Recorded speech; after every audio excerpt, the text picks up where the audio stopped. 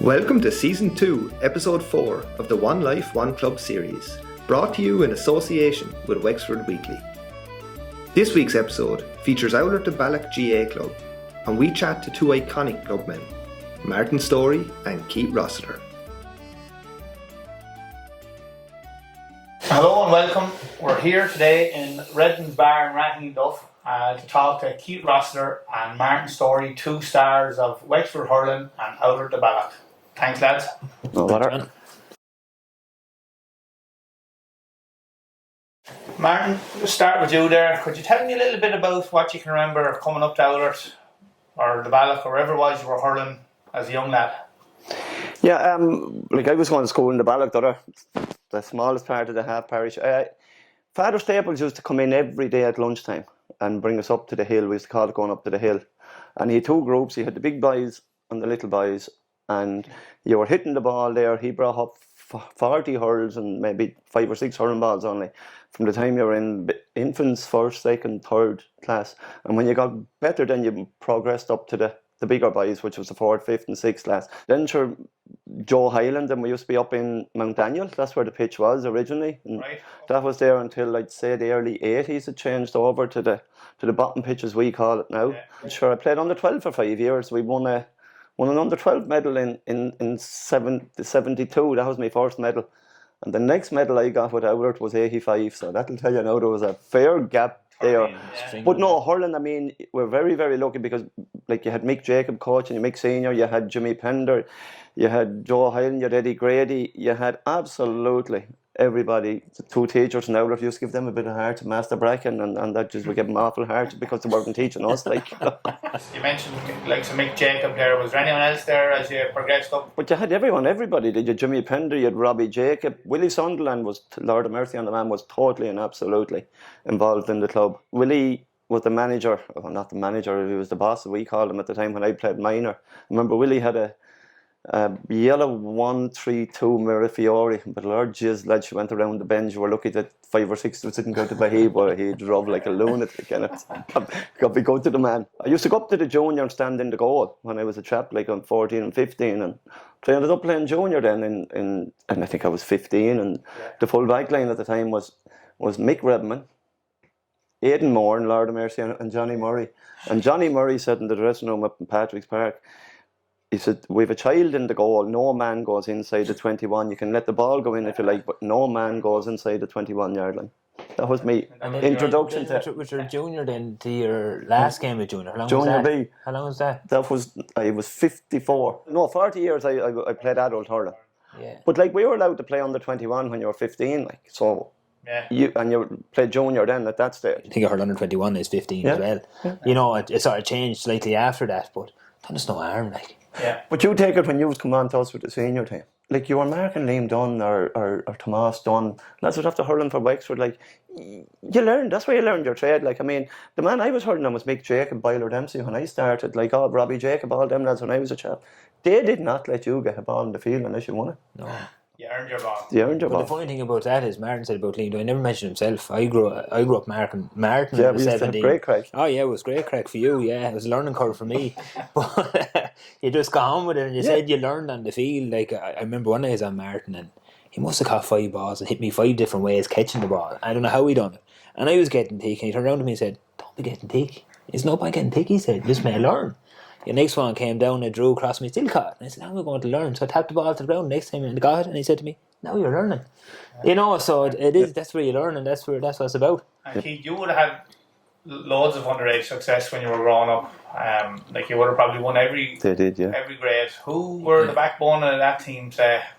We were lucky enough, John, we had a fair group of lads coming through, and even in front of me and behind me, the team under 14 in 94 won our first Fela, and that was Michael Jacob in that age bracket, and that was a great bunch of lads. And then the couple of teams come behind me with Martin, and the lads were Anthony Storey and Gareth Innes. You had a savage team, you know, so we won the Fela, and yeah, we had a fair group of players that won everything the whole way up along. But like, it's funny, you go back and you think we done nothing but hurling here. And I even asked Breda Jacob about it one night. He's up in the house and I just said to her, I can't remember when I started to hurl.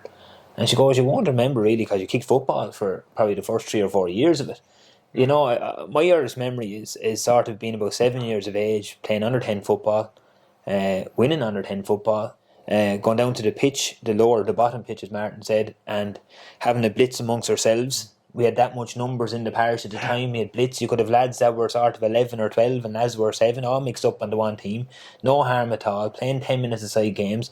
You had the likes of Sean Roach, Lord of Mercy, Pat Reddy, Lord of Mercy as well, over teams. And that's where we started to get it. And just luckily enough, we couldn't wait for these lads to become our minor to be hurling with, because we were winning nothing. Like, we were actually winning nothing. Like, you were planning for you we had a really good bunch to get older. Yeah. Like you say backbone, you had Stephen Doyle was in there the goal.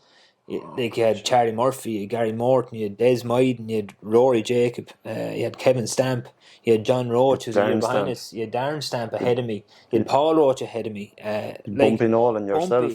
Garrett Nolan come behind us. We just had, and I suppose when we were winning, we stuck together. Yeah. You know, it was probably easier the whole way to stick together the whole way down, even up to 21. I'd say when we got to 21, we'd only lost about 3 to 4 lads max. Where did you get the winning mentality? They won. You was one the record leagues, and you won all that stuff coming up. Mini sevens in the record leagues set the tone for it. And I suppose, like, back then, Martin, you weren't getting medals for turning up. No. You know, it was winners got medals, and there's winners and losers, and that's sort of gone out of the underage system. And sure, whatever lads think about that, they can think about it. But back when we were growing up, it was winners and losers, and only the winners got something. And on you went home. They've played 5 years under 12, 5 medals. I think I have 4. And that goes back to 92. And you look at the work that was put into it as well, like Mick Jacob, right? And Martin knows what Mick was. He was looking at him hurling. The only hurling I got to see Mick doing was over 40s with Wexford and junior. So Mick to me was Mick Jacob, Rory Michael's father. That's who Mick was. You know, I saw the All-Star trophies on the mantelpiece and everything. You see all the pictures, but like Mick had an awful winning mentality. Sure, he's just hungry for the game, and sure the coaching aspect of it. Everything was. He was hands-on hurling coaching, and it was hurling coaching. There was no fancy stuff. It was ball work, hurling, get better, hook, block. Like, he just coached everything and positional sense and peripheral vision. They don't coach it anymore. Like, he always coached peripheral vision. Like, where are you going to hit that ball when you pick it up? Like, he'd be shouting at you. I remember when I got to juvenile and Mick was still coach, and he used to line up centre back, and if I didn't win a ball, I didn't get one. And I often said, just let me get. No, you can't say that to the fellow you're hurling on next week. Everything he'd done made you better, and you had the 2 breeders as well. 2 breeders. We're looking off here. No, that's not nice. But like, I mean, breeder Jacob and breeder Flood, we always called them the 2 breeders. Like, I know the hunger that was passed on about how important it was, what it meant to your parish and stuff like that. Like, it was. What would you consider, Martin, your highlights of your out of the Ballagh career? Winning the first county final, as the relief and the pressure off and the monkey off your back, and the eternal losers tag was gone, and you name it, everything was gone. 94. They only made one mistake. They closed the pub at 3 o'clock on the Sunday night. I can never forgive anyone for it. They didn't. To this day, it's one regret that they closed the pub at 3 o'clock. Could not believe it. Was that pressure on you the whole time? I know, but you had lost a few finals before that. Yeah, but it was always in your head. Like, it's always in your head. Geez, will we ever? And same with Wexford. To a certain extent, Martin, we sort of had the same with the Leinster after that. Yeah. You know, we didn't do that. We got betting 5 Leinster finals before we won one. Club level. I mean, I was 30 years of age when I got my first county medal. So 94 was your highlight. Keith, what about you? Probably Martin's last couple was 2004. Would have been great for me, but I suppose the top of it all was winning Leinster. And Martin's talking about monkeys out the back, and will we ever do it? And the pressure of it, and Jesus, the pressure of it was right. And you were going up the road and you're getting beaten 4, and you're sort of saying, will we ever win one? And whatever. To a couple of them away. You know, true. Like, and that's no disrespect to any of them dead, but you're 100% right, Martin. We're really baiting ourselves on days. Is there any one of those matches that you were talking about, you were saying, like, how did we lose that? Or? Well, we had a free in 94 to beat Ballagh. Yeah. And we didn't convert it. And it's like, you know, I that day again, Ballagh, I hit 2 wides. The things you do wrong when you lose, they haunt you. But the winning, it's just euphoria after the straight. Can we go on the beer, have the crack, we all get together. And I mean, you imagine the size of here where we are, and you have 30 lads in it. Another 30 in the toilet. Yeah. Drinking it and up in the shop. Like. Yeah, but like, that's how compact it was, and that's how close the community was as regards to hurling and in Oulart. Like it was, and the camogie. Oh yeah. The camogie now has done as well as the women put awful pressure on us. The women put awful pressure on us up to win that Leinster. They were winning all Irelands and coming back, and we couldn't go over the line at all, and they were doing it. Yeah. I'll give you one great day. It was 2004. It was over the minors and we won it. I was the manager of the camogie and they were playing the Leinster final up in Kilkenny, and I was hurling with the seniors in the one day. Them days, lads would say, "Oh God, it was the Leinster final," and no, it wasn't. It was that day. I mean, I hurled with my two sons in the championship. Them days to me are irreplaceable. As the next question I'm going to ask you is about the best hurlers you've ever played with. It's not a fair question. It's not. I'll start with you there then, Keith. First. Yeah, when you look at it's Martin is 40 years hurling adult. After hurling with an awful lot of good lads that have hurled inter-county, and some lads didn't hurl inter-county that are equally as good. Yeah. Obviously commitment reasons and different reasons didn't get picked in different out of the Oaks like that, and very hard to do it. Who would they be now, Keith? That would be up to the standard, but just whatever for one reason or another. Look, when you look at Sean Dunn was the highest scorer I think for 5 years running, and got no shot with the county team. Yeah. Or maybe got a league shot. Yeah. I mean, Declan Stamp, you go through the animals of the team. But go to war like you're talking about county players. Like we'd have a fair few. And Martin will go through Jimmy Pender and Mick Jacob, Tom Byrne, and all them men. And then you're up to Christy who I looked at. I looked at Martin. I looked at Liam Dunn. I was looking at these guys growing up. I looked at Darren Stamp ahead of me. And then you went back and you were going to Crow Park to watch himself and Desi and Rory and Michael and all them lads leading us out. Darren, all them like so. This is the first year that we haven't had a representative, I think, since the late 50s.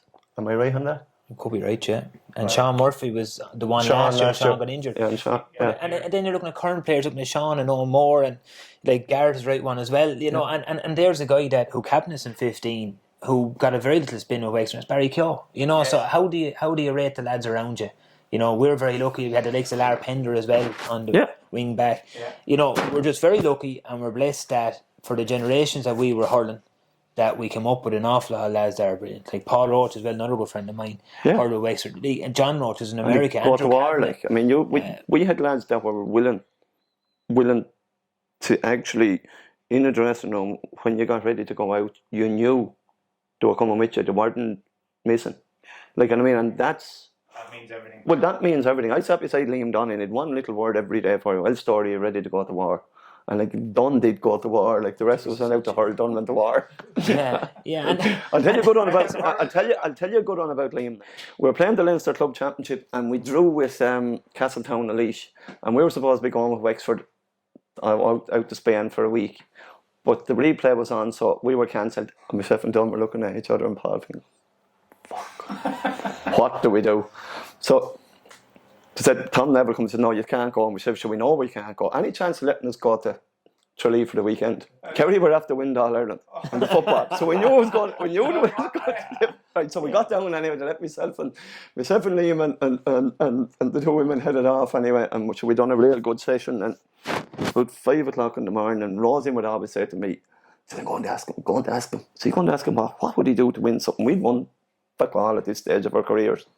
And Rosie says to Liam, dead serious, and we were well jarred, and she goes, Liam, what would you do? Seriously now, what would you do to win a Leinster medal or a Leinster medal or an All Ireland with Wexford? And he looked at her dead straight and he goes, Mountjoy. And Rosie bursted out laughing, and Liam never even smiled. And I was thinking, oh my God, where am I after time? What am I after tying myself up into? I have to hurl on him next week at training, as you are. I hurled on for, I'd say, for 15 years. Yeah. I think there was only once that we got narky with each other. We got narky. He gave me a slap catching one and I couldn't let it go on ahead again. You're probably hitting first now, Martin. So we had good. Who were the best camogie players you ever coached or saw playing with the club, Martin? Well, I managed them for 3 years and they won 3 county titles, and they were only coming up of age at the time. Now Mary Lacey would have been only 17 or 18 at the time now, so that's how long ago it is. But you could see at that stage how good they were. I mean, they were playing county for Wexford at 14 years of age. Mary, Una, Ursula, all them. They're on age with lads as well. Yeah. You know, only played corner forward for me in football and hurling. Yeah. And Mary played with Hughes, didn't she? Or Mary's behind me. Mary's behind me, but she did play. Mary and Ursula played in an under 12 or an under 14 county final as well. Yeah, whatever was in the water back then. Yeah. With the parents, there was something going on, but we just got a blast of players. Under 12s and under 14s could be training. We don't watch the seniors train, right? We'd know the Camogie team were up above in Josie's. We just called it the top pitch, yeah. The Camogie team would be up there training, right? We don't watch the seniors for half an hour. 3 or 4 to sneak up to watch the Camogie team train. The reason we went up is that Margaret Lacey was training. Fiona Dunn would have been playing, who was a savage Camogie player, right? We'd always know to be short, a couple to match up. And we get a game. Margaret would call you in and you go in and mark up. And there was no issues with Margaret. You'd hurl away. You could hurl there for another 45 minutes. They'd be going back to do something else, a bit of run. We go back down and watch in the senior train. Right nice. You know, down the pitch for 3 or 4 hours, they're doing 2 or 3 hours hurling. They won 4 or 5 failures in a row. Yeah, they did, yeah. 5, yeah. It's the only club ever to. When you look in 2001, we did a double. At a calibre, like it's something like we were saying about our hurlers. Like you can't really sing it out, but like your Ursula, Mary, Una, the twin Kjos, Kira. You know, you're just going on and you're going on and you're going on. And they know how to be able to say it. And I tell you what they did. They knew how to win. It was amazing. They just put their shoulder down. They worked their arses off, and they knew how to enjoy themselves. I think honestly, seriously, they knew how to enjoy themselves. Oh, they did, yeah. Martin, I was just going. My next question for you was: say your toughest opponent. Did Colin Whelan? There were serious men, lads. There was Big John Donoghue. There was. You go to Ratnew where I started on Jim O'Connell. First time I heard Lord Jizz, Dan Quigley he actually put me asleep and then he picked me up off the ground with one hand. Alright, chap. I was about 18 playing a tournament up in the Duffy Rovers. And sure, Dan was probably about 16 and a half, 17 stone weight, and I was about 8. And I was thought I was the king of the hoop, picked up a ball and went solo, head down, and next minute, I was on the ground lying, and he just literally walked over and picked me up. He says, I tell you what, he says, you stay out and don't be running in because you'll get hurt. Best bit of advice I ever got. Keith, what about you now? Who would you have come up across? The latter side of things, you're coming up against a Conor MacDonald who can catch it anywhere behind your head, behind your ear. Yeah, great hands. You know, you're always on guard with him because you could hit 10 balls and he'd catch 2 and he'd have to score 2 goals on you type of thing. And, you know, and in fairness to big Podge Dorney was something very similar. Yeah. You know, that's when I was on the edge of the square, and I suppose I got sort of shafted into the edge of the square to a certain extent. I was happier out in the half back line position. Who shafted you into that position? Don't put me into that. There's a couple, like it's funny. We went out to play Ratnew under 21. Don't ask me the year. I had 2 years after under 21. Paul Roach was up to age, and Roach had an awful trouble with calves and hamstrings, and he was out injured. Next thing, fullback was gone. Neither fullback within fullback, and I heard well, and I got caught in it. But when I look back on it, like I suppose you're talking about tricky. I said the 2 lads I mentioned. You're looking at Willie Dorn was a stickler as well, because it's a different game. I was getting a Sean Whelan-esque centre forward on me, you know, in Willie, you know, and I'd be friends with Willie. It's a battle, and Martin Byrne as well. Like most forwards want to hurl, but I think Byrne on the other side was the hurling comes nearly second, you know, and going to rough and tumble, and the hurling will come after, and that's a different ball game, you know. This week, I sort of have to lie to go in full back when I had to get away from Byrne, because I was looking out at himself and Dunn mixing it, and that was serious mixing in front of you. And there was loads of breaking ball coming off anyway, and I knew that was going to happen. Jeez, they broke more hurls between the two of them. Lads, who'd be the biggest jokers or characters that you could think of that are in and around the club? I suppose my introduction to it was one of your lads was Dougal. Dougal, Paul Dempsey. Dougal was a great character in it. Sean Dunn was the biggest messer of all times. He'd be always whining you. Jax Redmond was good now in his dressing room. He was so witty. Jax, I think. He was so witty and one-liners and he could sing a song. So when we went on then, you were looking at Penders, or Penders the devil, lads. he just couldn't be handled. What he You didn't know wouldn't what say he'd or do what or he'd do. do No. or where he'd go Or what he'd you wear. just, you know, like He could turn up. you could come in, you could have a towel in your bag, next minute Pender has it at the far side of the room after Yeah, drying himself up and down and it, standing on it. and Yeah, clean, wipe you my want it sleeve back in it. type of thing, you know, and you just couldn't. And Garrett and that Barry Keogh, that was great old crack, like. But the crack we used to have in the dressing No, room, the it dressing rooms. was only work going to training for. The dressing rooms were brilliant. Like Tom Neville brought in a rule that you had to tug out in the dressing room, so you had to come tug out in the dressing room, and you had to have your shower in the dressing room.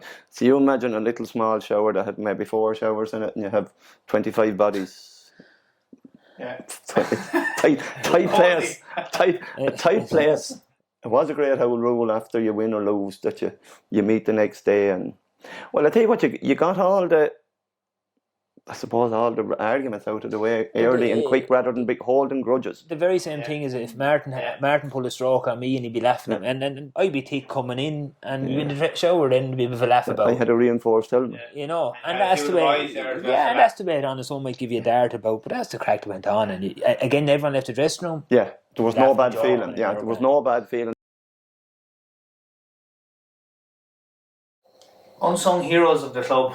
Is there anyone else that you can think of there that are behind the scenes? I mean, we would have a hardcore of people doing that. Yeah, like when you look at it, like the players are playing, and you have the management or the teams, but the cohort behind it, and I suppose the stuff that they have to be weekly business in the community centre. But like I suppose the big one for me over the years that I've been here is Johnny Hayden.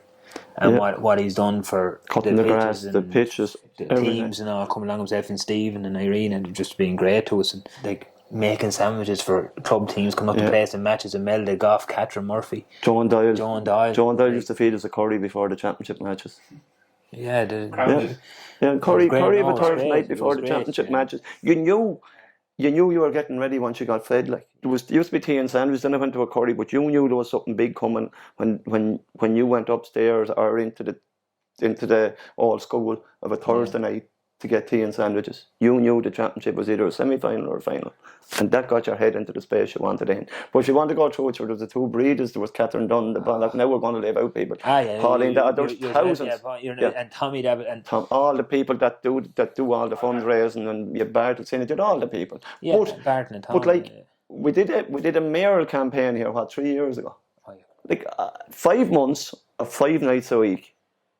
That's what it was. It was great for community. Yeah, there was something on. There was something on every weekend. There was something on. We got the parish going again. Our chairman at the minute. Yeah. Sport. Martin Dempsey. Like. He's been everything. You know, he's been everything in the club. He's opening community centres. You name it, he's done it in the club as well, and doesn't talk all that about it. You know, it's the thing that what clubs are made of. That's what the clubs are made of. Yeah, perfect. Yeah, but you would have had Butch Connor, all them lads, like they went, you know. Yeah, they did. Come and go, they're on. And then you're going back now. You're going back and you're leaving out the men of the 70s and all them, like, you know, and that's wrong, like, because, you know. Yeah, like, we're kind of talking about your years. Yeah, and you're like the Peter Kennedy as well. And look, you said Butch and Brendan, the whole lot of them.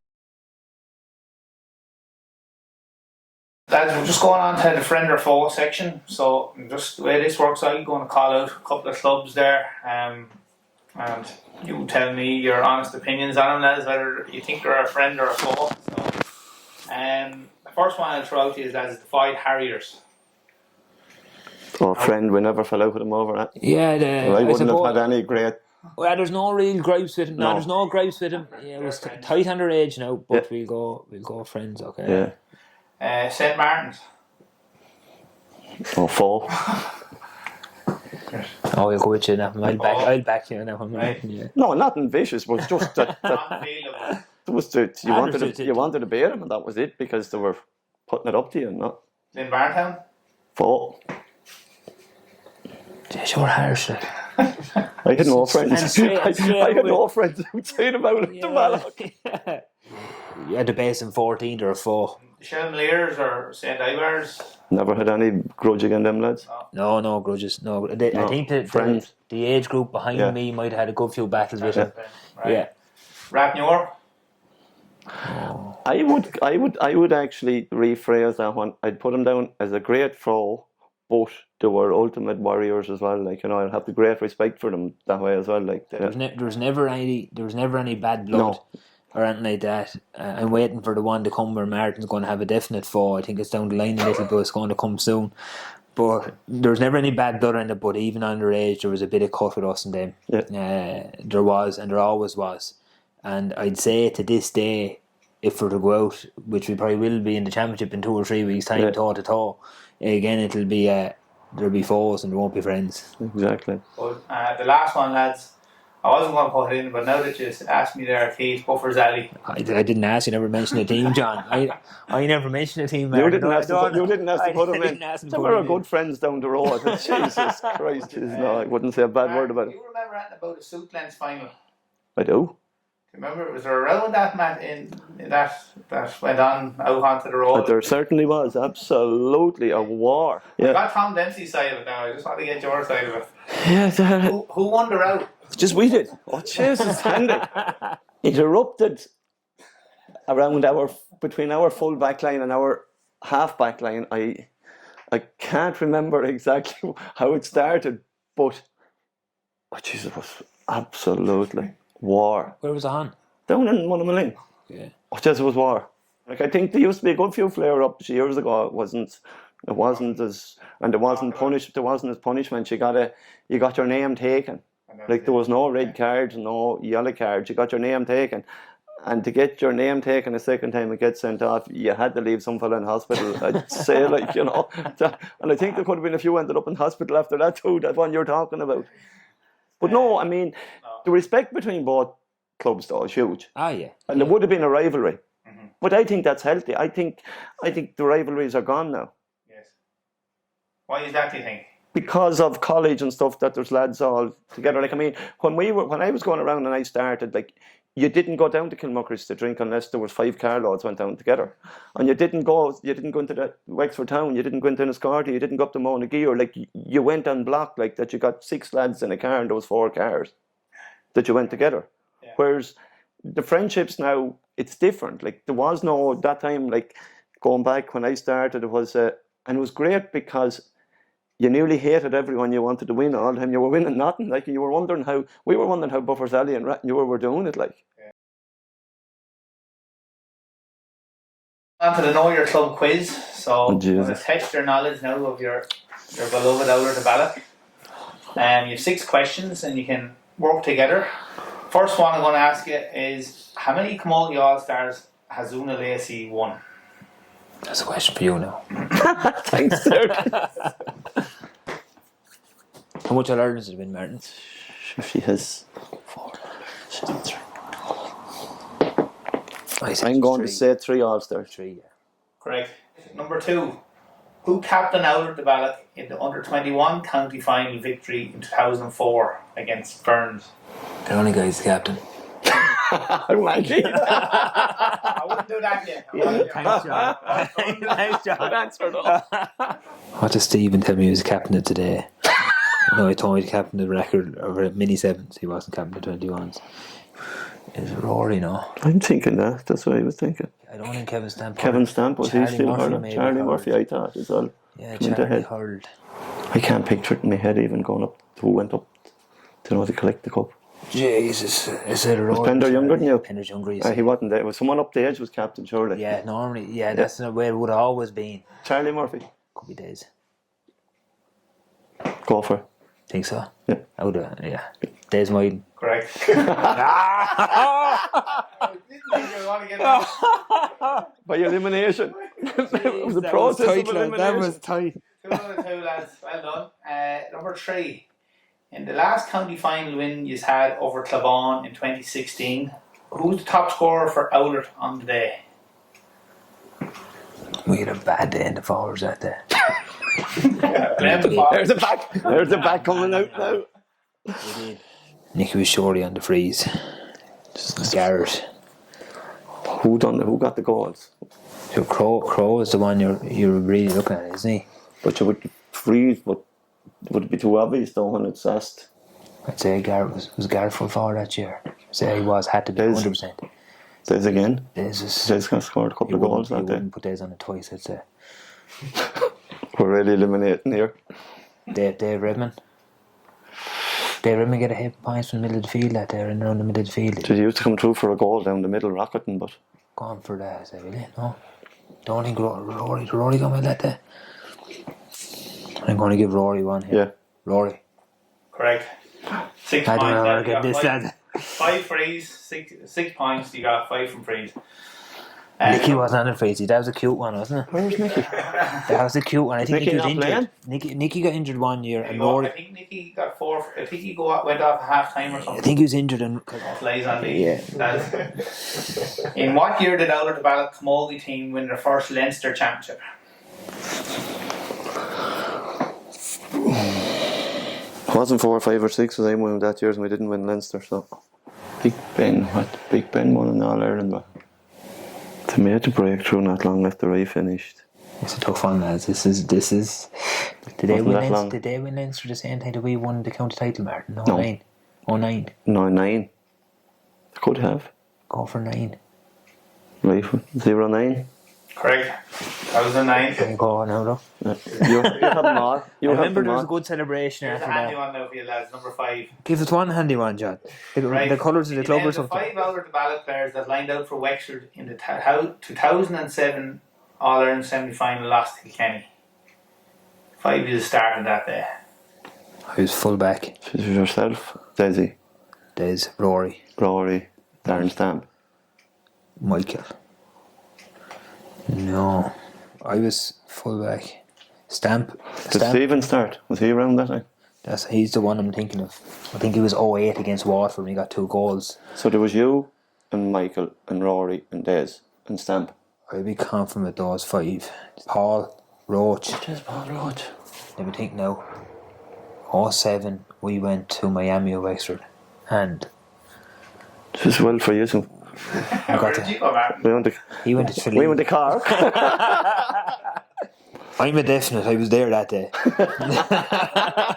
If I'm not on this, I'm ready after doing myself, but I remember I was there. Yeah. Right? Rory was definitely there. We beat Tip in the quarter final, Yeah. and Stamp caught the ball for the 21-yard free that Barry Lampard got moved up 4 yards, and Barry Lampard had up the ball for Fitzy to come up. So Stamp is on. Now, did he come on full forward that day, or did he fucking start? I think he started because he was at the hurling against Cork. Myself and Rory are 2. Roach is 3. Desi. Stephen Doyle is 4. And it's either Des, Stamp, or Michael. No, Des wasn't there in 70. Des hurt his hamstring in 6. So it's either Stamp or Michael. And Myler was over the team. Stamp. Go on then, you go for that one then. Sorry lads. What was it? Keith, Paul Roach, Darren Stamp, Michael and Rory. Stephen didn't. Stephen didn't start. He was on the plane. He's on the plane that day. From that. I don't know how he got on it, but he's on it. He got the bus ticket. He must have bought his own ticket. Okay, the last one, lads. So he's 4 out of 5 so far. Last one is who was the referee in the 1997 drawn semi-final against the Five Harriers? What did I do? Martin, I think you got the equaliser that day. Belfield? Yeah. Wasn't Diggy? Who would you have had? So there was Dickie and You had Denton, John Denton, Brian White. Brian White.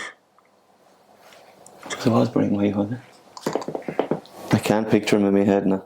I can actually picture that score, and the only reason I can picture the score, Sean Dunn is behind the goal doing that when I hit the ball. If you ever see it on the video, I was after hitting on the sideline last puck of the game. I was on the sideline outside the 21. Shooting, no shooting zone all day, every day, and I took the shot. Next time I could see Sean Dunn go. I remember thinking, thank God. It was the only day ever afterwards Mick Jacob landed on me back. Jumped up on top of me with excitement. Because Mick could be a very controlled man at times. I can picture no referee. I'm going to go with Brian White, maybe. No, sorry lads. Dickie. It was tricky, you said it. Dickie. Tricky, Dickie. Yeah, well, he saved us that day to a certain extent. Yeah. You have all the pitches, you have the top pitch, you have the bottom pitch. Is there any more developments maybe in the pipeline that you're fundraising for, or you have the hurling mall and the Astros? A great job there now as well. I haven't heard of. I'd love to see an arena be able to play it across the winter as well. But look, that's. I'd say quite possibly down the line you'll end up probably tearing out the whole lot of the bottom one down below, and maybe behind the bottom goal do some sort of a deal with the county council and put up some sort of arena or something. Martin might be the next thing. Well, I just think it's a modern thing, and you need it now to keep children hurling all winter as well. Like we're very lucky what we have. To be honest with you, floodlights when people hadn't got floodlights. We have a track around it for walking. Whatever you want to do, we have a stand. We have a good gym. But we put all our money into teams building success. Yeah. Like there's no point in having an arena if you haven't good teams.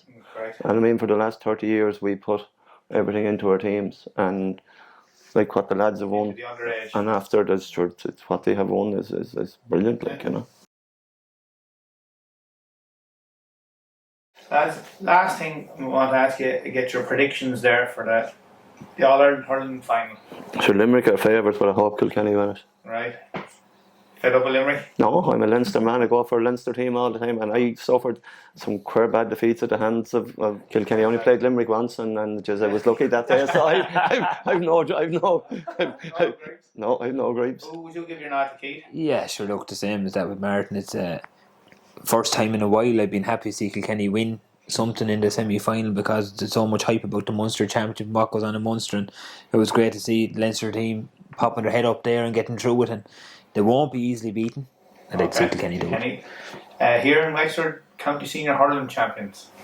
You'd like to see Oulart? Well, like the funny thing about it is we're still in the race, so I suppose from a club point of view that is always the goal.